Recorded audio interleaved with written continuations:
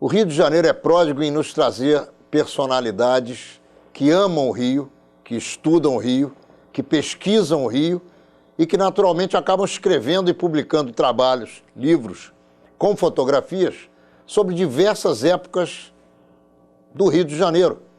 E nós temos aqui conosco hoje em Menorá na TV a nossa Cláudia Braga Gaspar, que é pesquisadora e, em conjunto com algumas pessoas e também em voo solo, produziu vários livros sobre a orla do Rio, sobre Ipanema, sobre Leblon, sobre o Jardim Botânico, e ela vai conversar conosco e vai nos contar essa história toda. Como é que vai você, Cláudia? Tudo bem? Tudo bem, graças a Deus. Menorá na TV, entrando no ar mais uma vez. Ô, Cláudia, falando um pouquinho sobre Ipanema, eu tenho aqui em minhas mãos o livro que você, com outros companheiros seus, produziu, escreveu e publicou fotos sobre Ipanema. E tem aqui coisas incríveis, como, por exemplo, o Arpoador. A história do Arpoador é interessante, porque o Arpoador era um centro de comunicação num primeiro momento. Ele servia como radiotransmissor e passou por várias etapas, inclusive hoje talvez eu poderia dizer que seria o ponto mais simpático ou mais glamuroso do Rio de Janeiro e, obviamente, de Ipanema, da zona sul do Rio, onde os surfistas se encontram para se encontrarem também com suas ondas. O que você conta para a gente a respeito? O Arpoador é um daqueles pontos mágicos da cidade do Rio de Janeiro, né? Todo esse cantinho de orla é sempre mágico, né? Posto 6, eu acho que também tem o seu glamour, né? A colônia de pescadores, o Leme também, sempre foi uma área assim, de muito glamour, e o Arpoador também. Ele foi o berço de vários esportes, né, do Rio de Janeiro, né? O próprio nome Arpoador vem de arpoar baleias, né? A proximidade ali daquela rocha, aquele rochedo de pedra, né? Facilitava a pesca de baleia, e ali eles jogavam os arpões, né, que atingiam as baleias que ali passavam durante determinada época do ano, né? Depois a pesca submarina também teve ali o seu berço, né? Os militares, aviadores, né, foram os precursores da pesca submarina, porque traziam, né, os arpões, né, que na época não existiam aqui, e fizeram das pedras ali do Arpoador o berço da pesca submarina no Brasil. E depois o surf, né, que seria também o esporte que teve o seu berço naquela área ali da praia de Ipanema. O Arpoador, ele é mágico, né? Tanto é que poucas pessoas conhecem que existe um poema do Carlos Drummond de Andrade, que é belíssimo, onde ele se refere àquele canto de praia, onde muitos vão para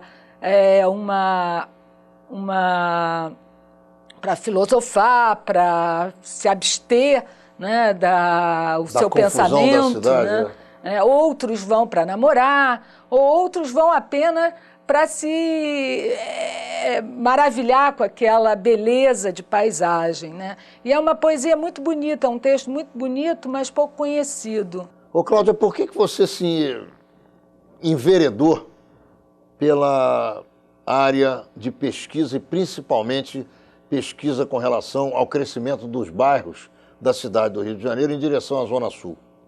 Eu venho de uma família de historiadores, né? Meu pai foi professor durante muito tempo de História do Brasil, um irmão de meu pai sempre pesquisou muito, trabalhou principalmente com a história do Vale do Paraíba, Vassouras como assim, a mais importante das cidades do Vale. Ele foi a fundo no estudo de Vassouras. Então, eu venho de uma família onde a pesquisa sempre esteve presente.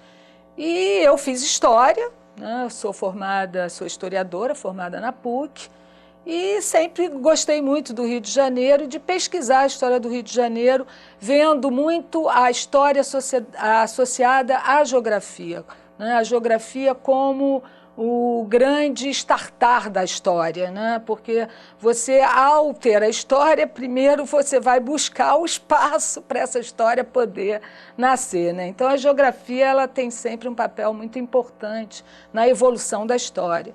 Então, eu gosto muito de geografia, então associei as duas coisas e trabalho muito com essa evolução da cidade, né? Você, nesse livro sobre Ipanema, você tem vários marcos que são ícones da sociedade carioca.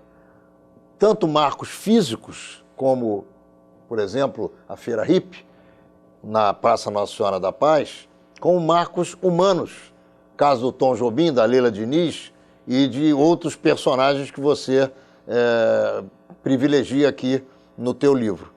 E eu pergunto, o que é que mais te emocionou na confecção desse trabalho?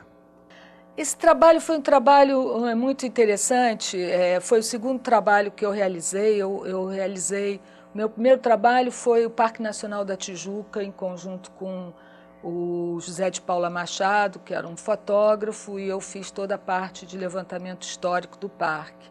E depois surgiu esse trabalho do Vila Ipanema, porque eu, juntamente com Carlos Barata, que é um historiador também, genealogista, juntamente com Mário Peixoto, que era um jornalista, ele já é falecido, e foi um jornalista que criou, na década de 70, um jornal chamado Jornal de Ipanema. E ele era, assim, uma pessoa, um ser humano muito, muito legal.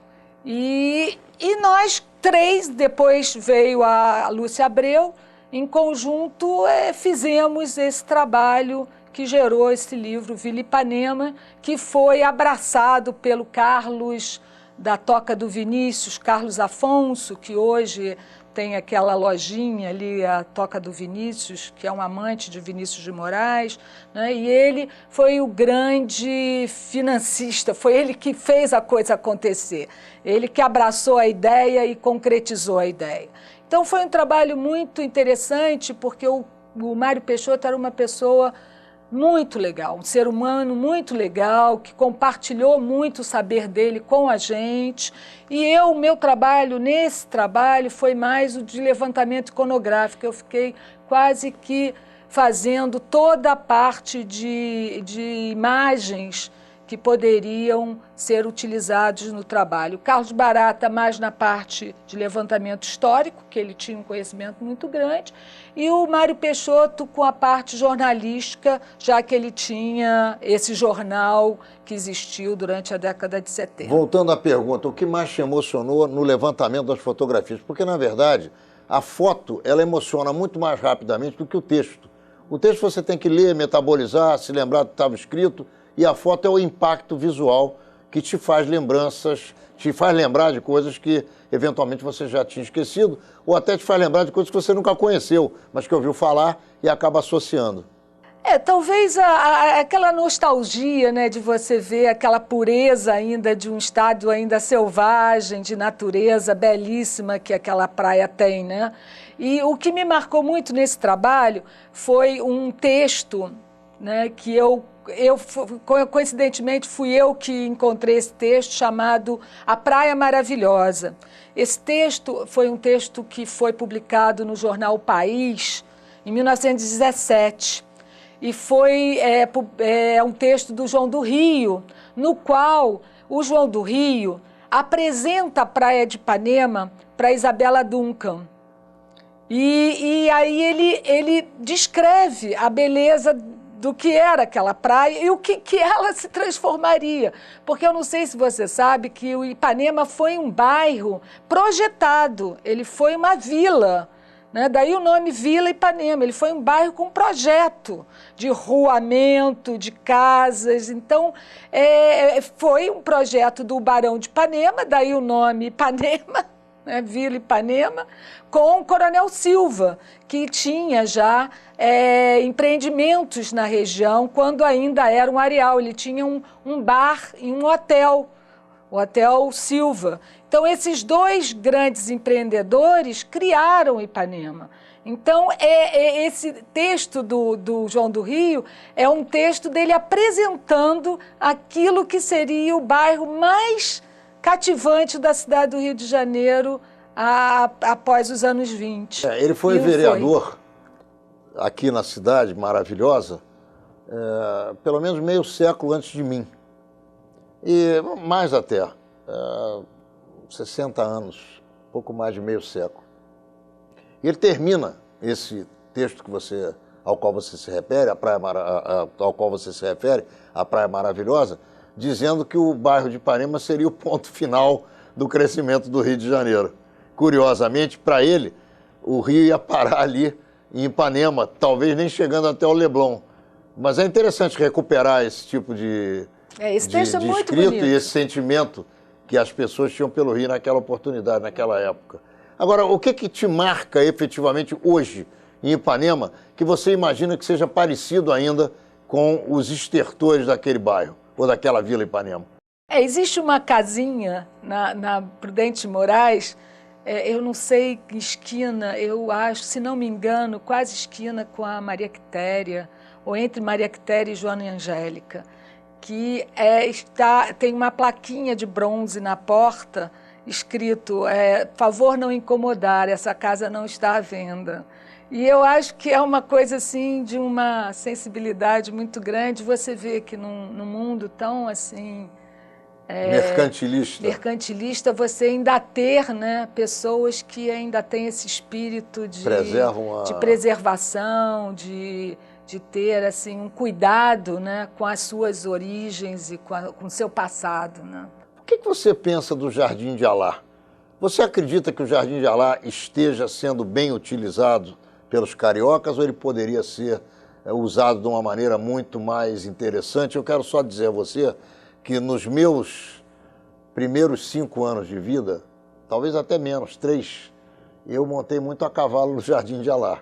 Não sei se você já ouviu falar disso. Já, eu vejo muita foto de pôneizinhos, né, com crianças, fotos antigas do Jardim de Alá. Eu era uma dessas crianças que montava cavalo ali. Exatamente. E eu acho o Jardim de Alá um ponto maravilhoso, porque eu acho que você tem da praia aquela visão do Corcovado ao fundo, com o Cristo Redentor em cima, com aquele canal do Jardim de Alá. Eu não sei, eu acredito que os engenheiros da época tenham projetado o canal com aquela visão, porque você vê realmente ao final dele o Cristo, né, com o Corcovado. E eu acho que o que falta ao Jardim de Alá é uma certa segurança, né? Eu acho que um bom jardineiro para cuidar melhor daquela área ali que é muito bonita, e um pouco mais de segurança para você poder passear ali. Eu me lembro de uma época que aquele local era um parque, praticamente. As pessoas se sentavam naqueles bancos, havia um tipo de floricultura, alguns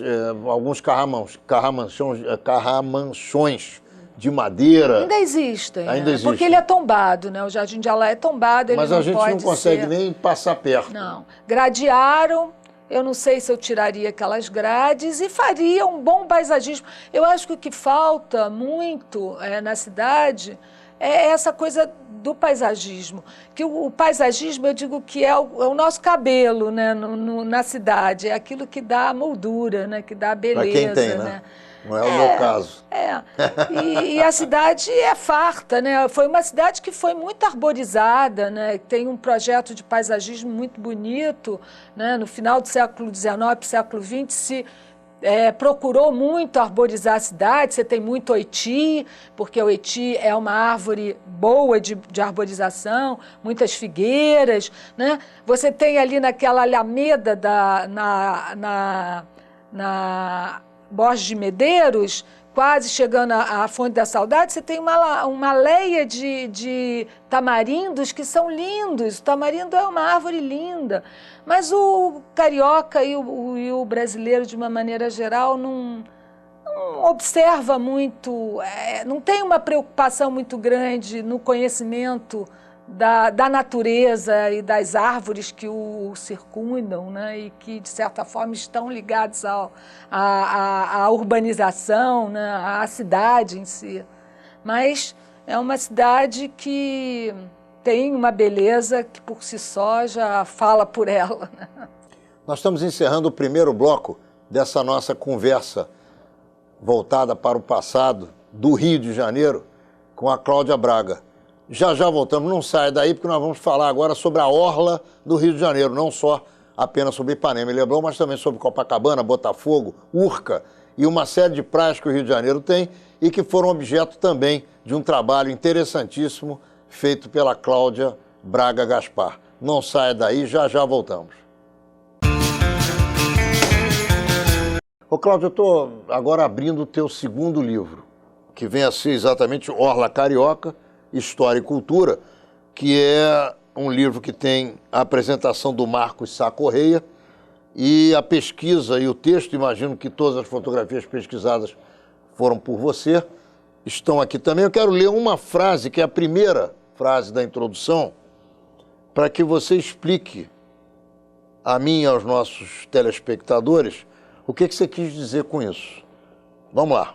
No princípio, o Rio de Janeiro dos europeus, isso quer dizer que aqui havia, antes dos europeus, e todo mundo sabe, índios, chamados índios, mas nativos, vamos dizer assim. Você diz que, no princípio, o Rio de Janeiro dos europeus ficava atrás da praia, porque só a terra aqui lhes interessava. O que significa isso? O interesse do português, né, e do europeu era a exploração da terra, né? O que interessava a eles era a terra e não o mar. O mar apenas era o acesso à terra, né? Porque naquela época você só tinha acesso à terra através do mar, né? Porque eram através de navios que se fazia, né, a intercomunicação entre as diversas cidades do Brasil e com o exterior também, né? Mas essa terra, né, inicialmente, era uma terra que se restringia basicamente a 4 morros da cidade do Rio de Janeiro, que eram o Morro do Castelo, o Morro de São Bento, o Morro de Santo Antônio, né? E a cidade cresceu até a chegada da família real. Basicamente, a cidade se restringia a essa área ali, né, do centro da cidade. Olha, você tem fotografias fantásticas aqui, e uma delas é uma fotografia que mostra toda a praia de Copacabana, com meia dúzia de casas, os morros em volta completamente entregues à vegetação, alguns pescadores de rede aqui no posto 6, vamos dizer assim, e uma água limpa, maravilhosa, num dia, provavelmente, de maré baixa, com muito poucas ondas, ou seja, uma fotografia realmente espetacular. E aí você segue com toda a colonização de Copacabana. Copacabana é até interessante se falar nela, porque ela vai ser a primeira praia oceânica, né, a ter o banho de mar na cidade.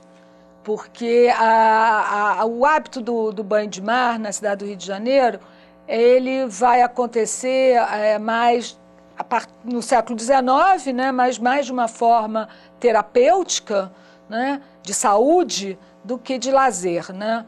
E as praias que eram utilizadas eram as praias de Bahia, porque possuíam águas mais calmas, e mesmo porque a cidade do Rio de Janeiro, até o século XIX, ela se limitava a Botafogo, né?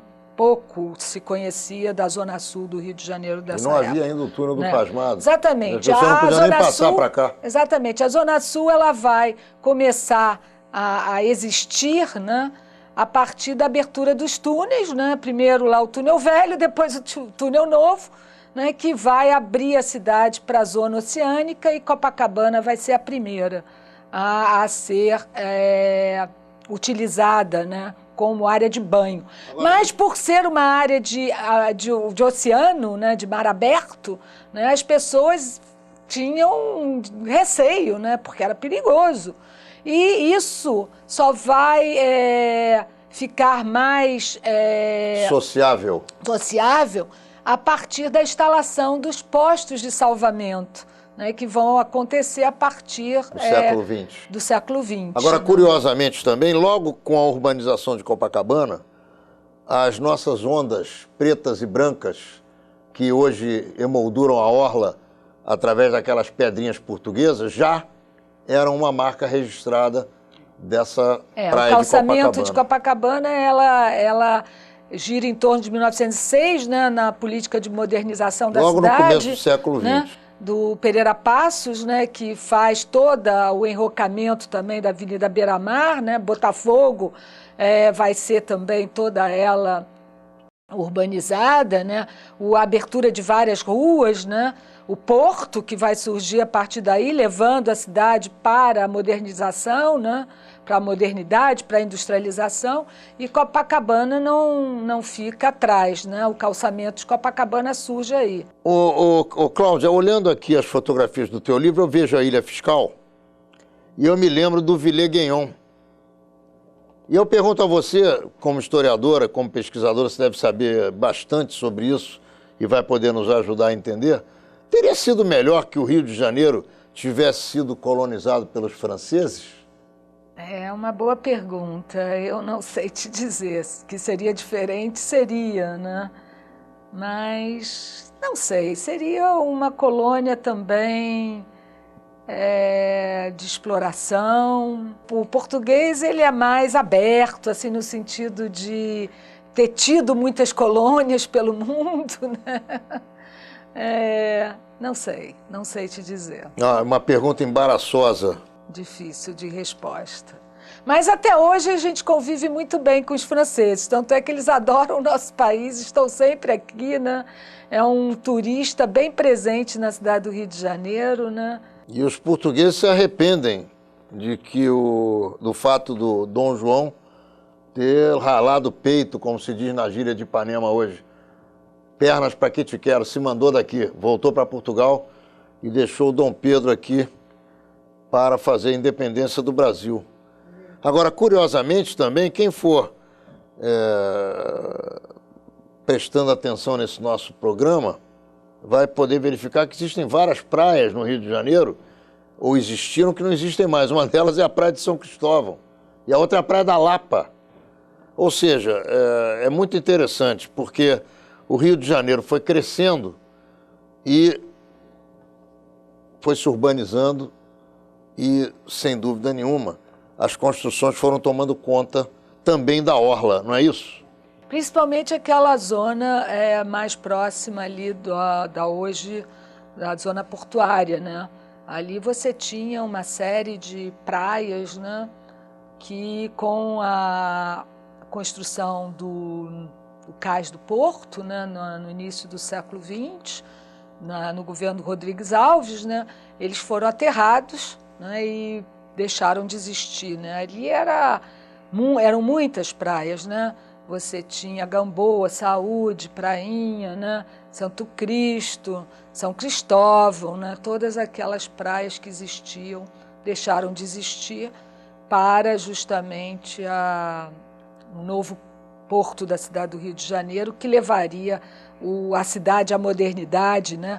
Juntamente com a Avenida Central, atual Rio Branco, né? Que ligaria o porto à cidade moderna, né? Voltando a Ipanema, e o Hotel Silva, o Ancien Restaurant em Ipanema, que na verdade era um restaurante cujo anúncio dele era todo em francês e convidava as pessoas ao banho de mar e também aos almoços regados a um cardápio à la carte e também muito interessante. O que você sabe do o Coronel Silva, como eu falei anteriormente, ele, juntamente com o Barão de Ipanema, foram os idealizadores do bairro, né, de Ipanema, da Vila Ipanema, que, como eu falei, foi um bairro projetado, né, e ele tinha esse restaurante porque no início do século XX, né, no final do século XIX, início do século XX,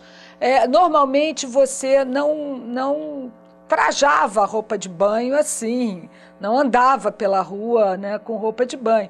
Você tinha casas onde você trocava a sua roupa, né, o seu vestir pela roupa de banho e para se dirigir à praia e fazer o seu banho de mar, né? E o Coronel Silva era um desses, que tinha esse hotelzinho, né, com um restaurante e associava ali o todo, né? Você ia, trocava sua roupa, tomava seu banho de mar e depois, né, almoçava ali no restaurante. E foi um dos grandes, não se sabe muito sobre ele, né? Se fala muito no Barão de Ipanema e não se fala muito no Coronel Silva, que foi, junto com o Barão, o grande idealizador do bairro, né? Merece até, uma pessoa, né, que merece um estudo mais profundo sobre Ipanema, que ele teve uma importância muito grande. Ô Cláudia, não há mais no mundo, não é só no Rio de Janeiro, praia sem esportes. As praias do Rio começaram com seus esportes através do remo, lá na Santa Luzia, no final da beira-mar. Hoje se pratica todo tipo de esporte nas praias da Zona Sul do Rio, windsurf, kitesurf, futebol, voleibol, tênis de praia. O que você teria a nos dizer a respeito da evolução dos esportes praianos no Rio de Janeiro? Eu acho bárbaro, eu acho fantástico. Eu acho que a evolução do uso da praia na cidade do Rio de Janeiro é uma coisa assim muito bonita, muito interessante e muito saudável também, né? Porque, como você disse, na realidade o primeiro esporte praiano foi a cavalgada, né? Você tinha corridas de cavalo ali na Praia da Saudade, onde hoje é o Yacht Clube do Rio de Janeiro. Isso é a primeira vez que estou ouvindo, eu nunca soube disso. Haviam corridas, existe até um estudioso que tem um trabalho, Vitor de Andrade, eu não sei o resto do sobrenome dele, que ele escreveu sobre esportes na cidade do Rio de Janeiro. E ele começa mostrando que justamente as corridas de cavalo na areia foram os primeiros, foi o primeiro esporte praiano. Depois veio o remo, e junto com o remo a natação, porque para você remar você tinha que também saber nadar. E o remo e a natação crescem mais ou menos juntos, né? Principalmente ali na zona, como você falou, de Santa Luzia. Ainda hoje a gente encontra clubes que são oriundos daquela época, como Boqueirão do Passeio, que ainda existe ali perto do Santos Dumont, é isso mesmo, né, que era um clube de remo. E Botafogo, Flamengo, todos foram clubes que surgiram com o remo. Depois é que o futebol começou a ser praticado, né? E junto com o remo você criou uma estrutura de suporte para esse esporte que era tão importante na cidade do Rio de Janeiro na virada do século, que foi o pavilhão de regatas de Botafogo, né? Que era uma estrutura toda metálica que existia na praia de Botafogo, juntamente com o Morisco, que depois só deu o nome ao lugar, que foi depois colocado abaixo. Hoje você tem um prédio, da Celobato, eu acho que foi a construtora ali do lugar onde ficava o pavilhão do Morisco. Depois do remo, você vai ter uma série de esportes que vão surgir dele. O salto ornamental vai ser um deles, né? Tanto é que na Baía de Guanabara você tinha um trampolim maravilhoso do lado de Niterói, que era uma beleza, né? Você vai ter a natação, que vai surgir dele, e o vôlei, que vai vir depois, a peteca, o futebol de areia, e depois o jacaré de peito, depois nós vamos ter o jacaré com a prancha, depois você vai ter o surf, depois todas as modalidades advindas do surf, vai ser o windsurf, o kitesurf, né? e por aí afora, e o futevôlei do vôlei vai se transformar no futevôlei. Quer dizer, a praia está sempre se reinventando e os esportes sendo também reinventados nela. Ô, Cláudia, e a praia de Santa Luzia, hein? Perto, quase batendo nos joelhos da igrejinha. Aí que você vê como o Rio de Janeiro foi uma cidade que a gente poderia dizer que ela foi bastante aterrada, né? Ele sofreu muito o processo de aterramento, né? Um exemplo típico é essa da igreja de Santa Luzia, né, que o mar, né, batia quase que na porta da igreja, né? E hoje quem conhece a cidade do Rio de Janeiro sabe que ela fica ali perto da Antônio Carlos Magalhães, perto ali da Academia de Letras, né? E bem longe do mar, né? Há talvez mais de 1 quilômetro do mar, né? E, no entanto, no passado, o mar batia na sua porta. Nos calcanhares dos fiéis. E assim foi, a cidade do Rio de Janeiro foi uma cidade que sofreu muito aterros, né? A região ali do Flamengo, né? Você ainda tem a Glória, né? Ali onde está o Hotel Glória, você ainda tem a mureta, né, antiga, né? Onde o mar, né, batia, né? A Praia do Flamengo a mesma coisa, né? Com o aterro do Flamengo ela foi deslocada. E você ainda pode, né, ver os resquícios desse avanço, desse aterro que a cidade sofreu, né, caminhando pelo aterro do Flamengo. Você ainda vê toda a borda de murada, né, que antes contornava toda a Praia do Flamengo e que hoje não existe mais. O Rio de Janeiro realmente é uma caixinha, não de surpresas, mas uma caixinha que guarda relíquias que são um verdadeiro tesouro para todos nós que somos cariocas e aqueles que escolheram viver aqui no Rio de Janeiro, que são cariocas honorários. O trabalho da Cláudia é muito interessante e agora, no próximo bloco, nós vamos falar sobre um outro trabalho dela a respeito do Jardim Botânico, que eu tenho certeza absoluta que você vai ficar muito satisfeito, porque a curiosidade vai aumentando e com o passar das fotografias e das explicações da Cláudia, você vai realmente mergulhando fundamente nessa maravilha que é o Jardim Botânico da cidade do Rio de Janeiro. Não sai daí, já já voltamos. Ô Cláudia, a bandeira do Brasil Imperial, ela traz 2 produtos agrícolas brasileiros, o fumo e o café. E essa introdução é uma ótima introdução em relação ao Jardim Botânico, que apresenta nas suas paisagens interiores todo tipo de natureza que a gente pode encontrar no mundo todo. E o que eu consideraria talvez o mais fascinante retrato do Jardim Botânico seriam exatamente essas palmeiras imperiais que fazem a alameda principal daquela instituição espetacular. O que você conta para a gente a respeito do Jardim Botânico e por que você resolveu também dar um mergulho nessa situação aqui que é interessantíssima? O Jardim Botânico, ele surgiu, a pesquisa do Jardim Botânico, ela está meio entrelaçada com o trabalho do Vila Ipanema, né? É muito engraçado você associar Jardim Botânico à Vila Ipanema, mas a relação dos dois está no fato de que essa área onde hoje está o Jardim Botânico e a mesma área onde está hoje o bairro de Ipanema... Era uma fazenda só. Eles eram uma fazenda única, né? E é uma fazenda, talvez, das mais antigas da cidade do Rio de Janeiro. Ela, inicialmente, foi uma fazenda real, né? Ela pertenceu ao rei de Portugal, né? Era o Engenho del Rei. Depois, ela foi vendida a particulares, ficou com a família Fagundes Varela, daí a lagoa, que era a parte integrante da fazenda, em algumas cartas geográficas, ser denominada Lagoa do Fagundes, né?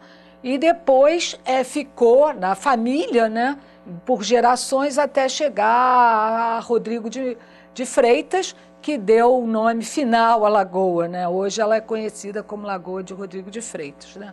Então esse engenho, né, ele foi um engenho que surgiu na cidade do Rio de Janeiro em torno de 1575, transformou-se num engenho particular e o último proprietário particular dele foi o Rodrigo de Freitas, até ser novamente incorporado à coroa quando chegou ao Rio de Janeiro, né, fugido das tropas napoleônicas e escolhendo a cidade como a cidade que o receberia, escolheu essa fazenda para estabelecer no local uma fábrica de pólvora capaz de fazer munição para a defesa da cidade. E junto com essa fábrica, o rei resolveu criar no local um jardim de aclimação de plantas, porque nessa época, né, com o mundo sendo todo ele conectado através das navegações, né? Você que começa... era a internet da época, né? Era mais a internet lentas, da época. Você mais lenta, um mais verdadeira. intercâmbio também de árvores, né? De plantas, e porque o que você objetivava era poder produzir, né? E quanto mais você pudesse produzir, melhor seria e mais rico você se tornaria. Então começa a haver um intercâmbio de plantas, né, pelo mundo afora. E o Jardim Botânico surge, né, daí. Né? Inicialmente ele era um jardim de aclimação real, propriedade do rei, depois ele é franqueado ao público e se torna um jardim público. Né? E meu interesse começou por isso, que eu, ao pesquisar Ipanema, eu comecei a ver que a pré-história de Ipanema estava ligada a esse engenho também.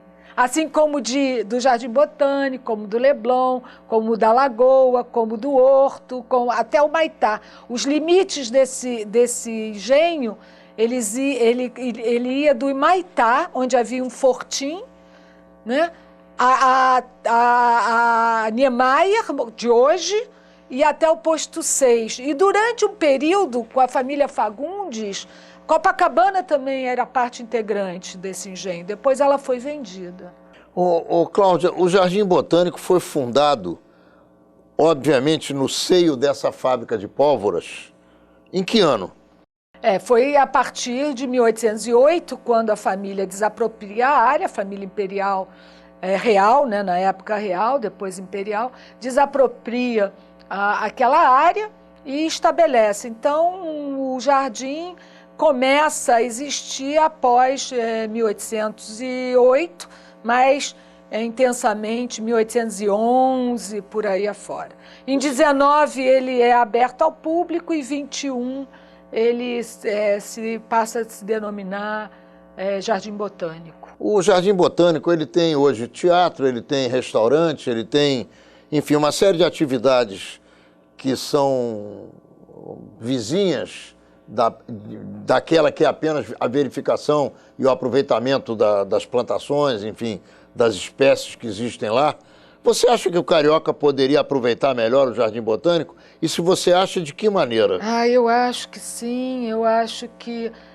já vem, né? Eu acho que essa última gestão do Litz Vieira, ele fez bastante coisa no sentido de abrir o jardim, criou esse espaço Tom Jobim, que hoje você tem possibilidade de frequentar aquela área à noite, né? Você tem um teatro, você tem, ao lado desse teatro Tom Jobim, você tem um café, que é o La Biciclette, também aberto, mas eu acho que poderia se explorar mais, até mesmo dentro do jardim, né? Não sei de que forma, porque você também tem que tomar um certo cuidado, porque ali você também tem uma vegetação que é centenária, né? E uma fauna também presente. mas eu acho que sim, que poderia se usar um pouco mais, não só do Jardim Botânico, como da Quinta da Boa Vista também, que é um outro espaço maravilhoso da cidade do Rio de Janeiro, outros parques que nós temos. O Parque da Cidade, eu me lembro de eu garota, frequentando o Parque da Cidade, eu não sei nem como está o Parque da Cidade. Eu uso o Parque da Cidade como exemplo porque ele fazia parte dessa fazenda, né? Era uma das chácaras presentes dentro dessa fazenda, porque essa fazenda, ela, embora fosse da família Rodrigo de Freitas, eles voltaram para Portugal no final do século XVIII e arrendaram essas terras, né, durante muito tempo. Então, quando a família imperial desapropriou esse engenho, existiam vários chacareiros dentro dessa área, né, que ali não só praticavam uma agricultura para abastecimento da cidade, como tinham chácaras. O Granjan de Montigny é um que tinha. A PUC hoje está presente dentro de uma área onde a família Montigny, né, da Missão Artística Francesa, morou durante muito tempo. Lá em cima, os Guines, no Parque da Cidade. O Parque da Cidade é um remanescente de uma chácara presente dentro dessa fazenda. O Parque Lage é outra, ainda presente na área. Todas essas áreas integravam essa fazenda que existiu até ser desapropriada. O Jardim Botânico foi aberto ao público em 1822. 19, depois 21. Com a proclamação da independência, ele é aberto ao público de uma forma oficial. Porque, né? Desde a inauguração até essa época, ele servia apenas... Inicialmente como aclimação de plantas para a família real. Né? Depois é que ele se abre ao público e passa a ser um jardim também de passeio, né? O Rio de Janeiro, ele precisa ser mais integrado. Talvez a falta do metrô, do jeito que existe em outros lugares mais avançados, como Londres, em que você pode, todo o perímetro londrino você pode percorrer de metrô, e em Paris também é a mesma coisa. É preciso que a gente, por exemplo, você não fala disso aqui, mas quem sabe pode vir a ser um outro trabalho seu.